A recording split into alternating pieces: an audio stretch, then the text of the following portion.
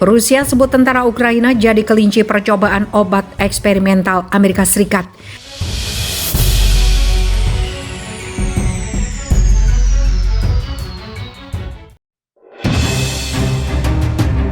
Hurrah!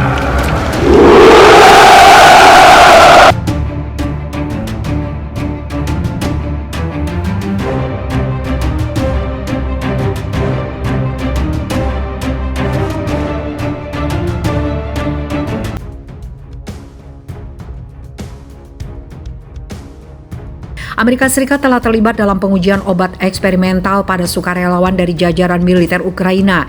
Pernyataan itu dilontarkan Komandan Pasukan Pelindungan Nuklir, Biologis dan Kimia Rusia, Letnan Jenderal Igor Kirillov. Pengujian obat eksperimental dilakukan dalam apa yang disebut proyek UP8 yang diekspos oleh militer Rusia awal bulan ini. Kami terus mempublikasikan informasi tentang penelitian dengan partisipasi personel militer Ukraina. Saya ingin mencatat bahwa pekerjaan seperti itu dilarang di Amerika Serikat dan dilakukan oleh militer di luar negeri, kata pejabat Rusia itu. Menurut data yang diterbitkan di media Bulgaria, sekitar 20 tentara Ukraina tewas selama percobaan di laboratorium Kharkov saja, 200 lainnya dirawat di rumah sakit. Tambah Kirillov sambil mengklaim bahwa lebih dari 4.000 orang terlibat dalam pengujian di Ukraina seperti dikutip dari Russia Today.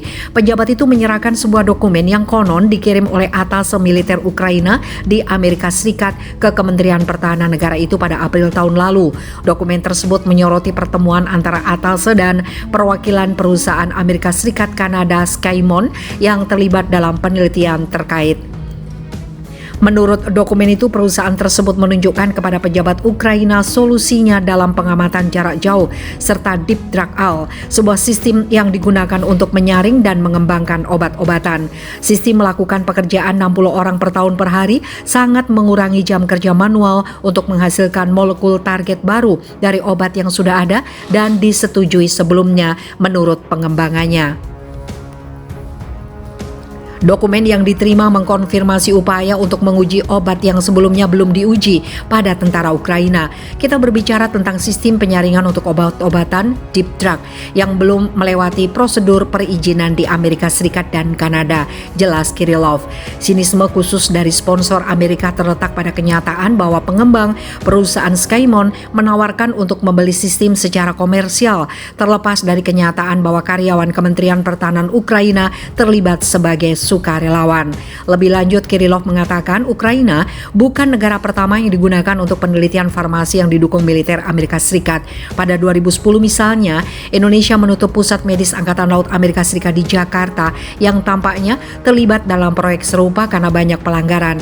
Moskow mengangkat tuduhan penelitian farmasi dan biologi yang disponsori Amerika Serikat yang dilakukan di laboratorium rahasia yang tersebar di seluruh Ukraina, telah mengirim pasukan ke negara tetangga pada akhir Februari. Serangan itu terjadi setelah kebuntuan 7 tahun atas kegagalan Ukraina untuk menerapkan ketentuan perjanjian Minsk, akhirnya pengakuan Rusia atas Republik Donbas di Donetsk dan Lugansk. Rusia kini menuntut agar Ukraina secara resmi menyatakan dirinya sebagai negara netral yang tidak akan pernah bergabung dengan blok militer NATO yang dipimpin Amerika Serikat. Kiev menegaskan serangan Rusia benar-benar tidak beralasan dan membantah klaim bahwa pihaknya berencana untuk merebut kembali kedua republik dengan paksa.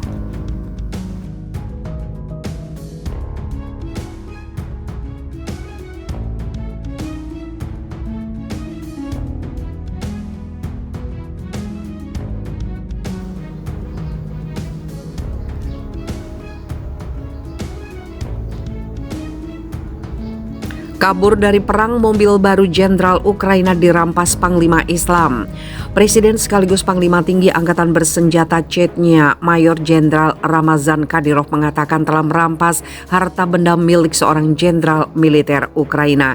Dalam keterangan resminya yang didapatkan Viva Militer Senin 21 Maret 2022, Kadyrov menuturkan harta jenderal yang dirampas itu berupa mobil lapis baja berjenis High Mobility Multipurpose Wheeled Vehicle alias Humvee. Tidak main-main saat ditemukan pasukan tempur militer Chechnya, Humvee yang dirampas itu ditemukan dalam kondisi masih sangat baru.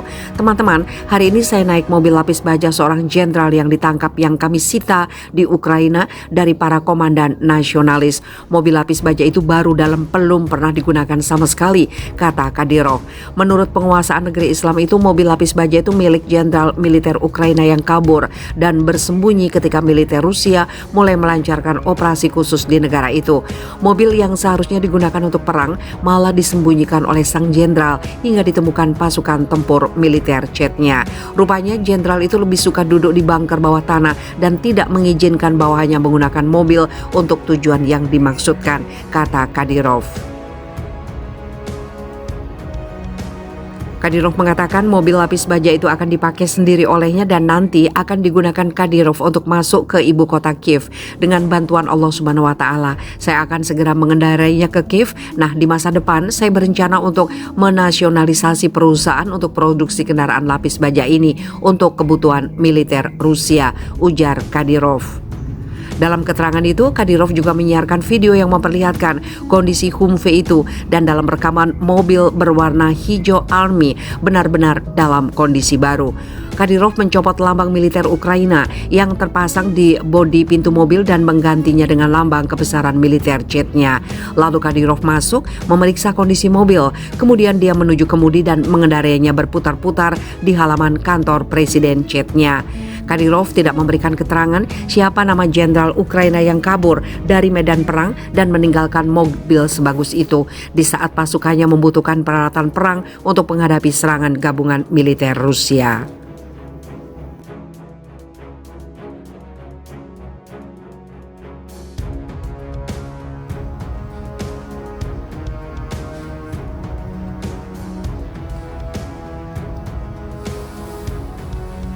Mantan Perdana Menteri Ukraina Putin selamatkan ribuan nyawa di Republik Donbas. Mantan Perdana Menteri Ukraina Nikolai Azarov menyatakan Presiden Rusia Vladimir Putin telah menyelamatkan ribuan nyawa di Republik Rakyat Donetsk dan Lugansk dengan memerintahkan operasi militer khusus di Ukraina. Pada 24 Februari 2022, Rusia meluncurkan operasi militer khusus di Ukraina sebagai tanggapan atas seruan dari Republik Donbas untuk melindungi mereka dari serangan intensif pasukan Ukraina. Baru sekarang kita punya kesempatan untuk membuat data intelijen publik tentang persiapan provokasi diikuti dengan serangan berbahaya dengan penghancuran penduduk di wilayah LPR dan DPR, ujar Azarov yang menjabat sebelum kudeta menggulingkan pemerintahan Ukraina pro-Rusia. Dia menambahkan, Putin melampaui Ukraina dan NATO dan benar-benar menyelamatkan ratusan ribu kehidupan rakyat Republik Donbas.